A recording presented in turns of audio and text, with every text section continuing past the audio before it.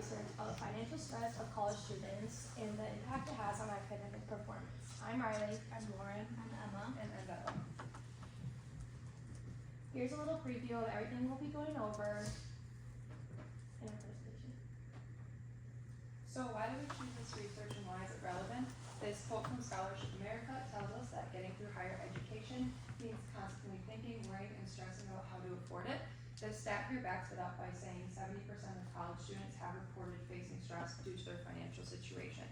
So with the constant worry, maybe even working a job, and all of the negative side effects due to financial stress can result in a drop in the student's academic performance.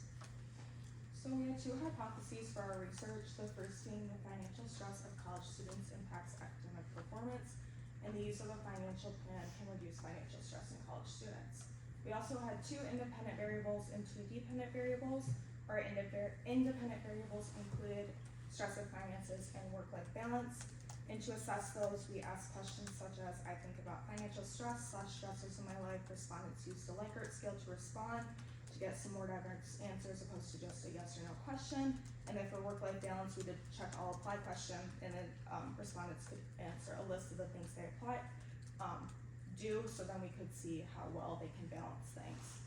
And then we also had two dependent variables, students' GPA and course completion. To assess students' GPA, we asked them to click on average what their GPA is while being in college. And then for course completion, we asked them to select on average how many credits they take per semester. Moving on to our respondent variation or outreach methods, we wanted to collect data from the diverse demographic of the student body. And we can see here on this visual that this part of our data, we can say that we were able to collect enough data from all areas of the student body. And our question allowed for multiple answer selections. So if you were a participant in varsity athletics but also had a job, you could reflect that here. Our primary outreach methods were social media posts, mainly on Instagram and LinkedIn, as well as the direct sending of the survey link through text messaging to individuals who we would know would actively participate in our survey. Here we have 4 factors of our interest population that play an important role in understanding our data. We have our ideal respondents, which would be current college students, and then their age, gender, and class standing. Here are the results for our gender and age questions. We can see that majority of our respondents came from women. 67% of our respondents were women, maybe only 33% from men. And for the most part, our age responses came from students in the 21 to 21 plus age range. We can draw the conclusion that our primary outreach method, which was a lot of responses via personally sending the link, could have skewed this given that we are females in that age range, so a lot of the surveys sent were people similar to our demographic here. And here we have the data of our class standing question. You can see the majority of our respondents are in their 4th year, but we could at least confidently say that we collected data from 1st year students all the way to 5th year plus students. And again, our outreach method can affect this given that we are all also in our 4th year, so a lot of our responses came from those individually sending survey questions. Here we have the 4 factors that can impact like a student now and in the future. Our first impact here is academic engagement. A report from Inside Higher Education stated that students who face financial stress have a lower attendance rate and engagement in the classroom. This lack of engagement could come from social and work obligations, school-related events, and health concerns. Lower engagement now can impact career motivation in general and the lack of connection with the field of study. Moving on to our study habits and performance. Less engagement in the classroom definitely does not equate to better performance in general. It's not uncommon for a student to allocate less time to their studies to keep themselves afloat financially, but a lack of time spent in studies relates to poor academic performance and exam scores, missing assignments, and lack of knowledge on the topics that they're learning about. This behavior now can lead to similar behavior patterns down the road, like in the workplace. As for career aspirations and financial well-being, it's common for you to choose a career field a career or a field based on the suspected salary that can come with the job. However, that doesn't mean that there's an increase in motivation or passion for that field just because of the monetary compensation that can come with it. Choosing a career based on a financial factor can in general lead to lower job engagement or future career path changes. And the low desire for that field now may not increase later on. And finally, we have our behavioral and mental health impacts. Financial stressors can obviously increase mental health struggles, and those don't just magically disappear after graduation. Development of unhealthy ways to deal with those stressors in your mental health can carry on post-graduation and have big effects on behavioral aspects, including like mood, personality, less motivation or desire for social interaction, and less motivation to continue education or remain in that career. Now getting on to the multiple regression analysis results. Going off of our hypothesis 1, the financial stress of college students impact academic performance, with our dependent being academic performance and independent being the financial stress. This compares the variation of how the dependent academic performance explained by the independent financial stress. And you can see that the F value of 3.504, the model shows that statistically significant relationship. Then getting into the coefficients, the regression model highlights how the average GPA is the strongest out of the 3 questions that we had, which were, what is your average GPA, what is your current class standing, and how many credits do you sign up for to complete per semester.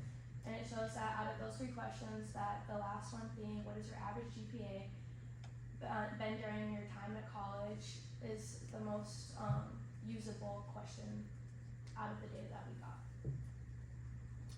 And then for our second hypothesis, the use of a financial plan can reduce stress in college students. We use the independent t-test.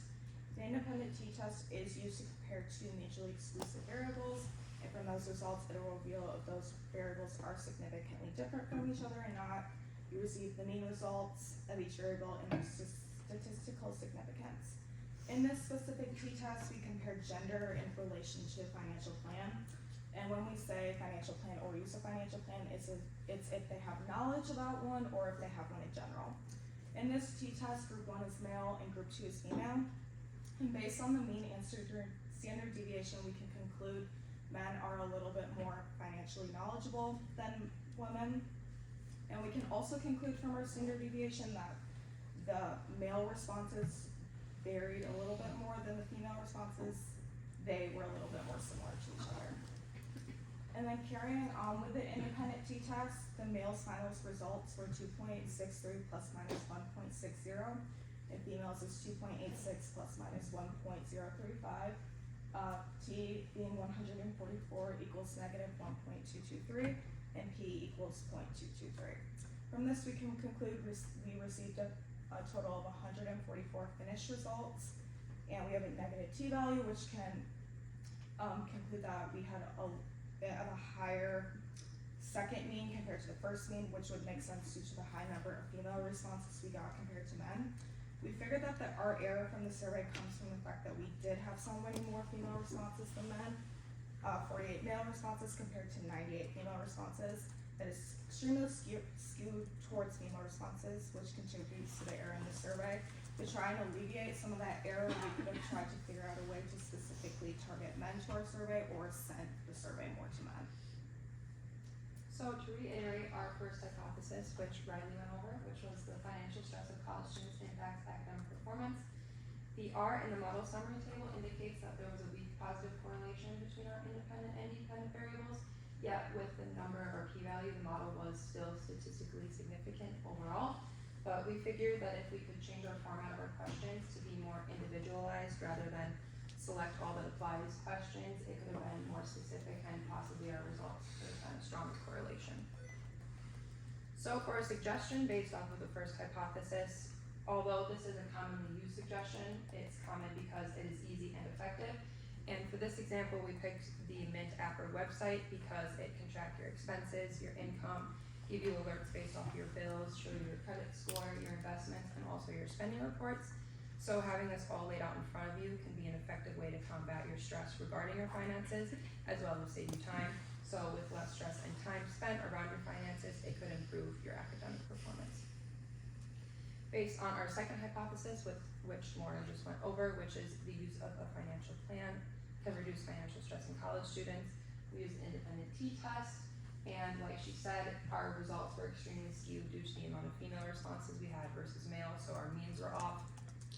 And this means that we did have to reject our hypothesis, which we thought was kind of confusing, but after analyzing our survey a little closer, we picked up as to why our hypothesis was not supported. So with targeting respondents in more extensive ways other than just social media and text message and going based off of our demographic of females that are about 21, we could have received more male responses if we did that. We could have also asked more interactive questions that could help us derive data to test our hypothesis more directly. Some examples I used, like I said, instead of using multiple select or select all that applies, we could have been more specific, like asking if you use a financial plan, how effective do you feel it is managing your stress? And then if you did choose to use a financial plan, we could have dived even deeper and been more specific, asking how often do you review or update your plan and what tools or resources do you use? So with that, do we have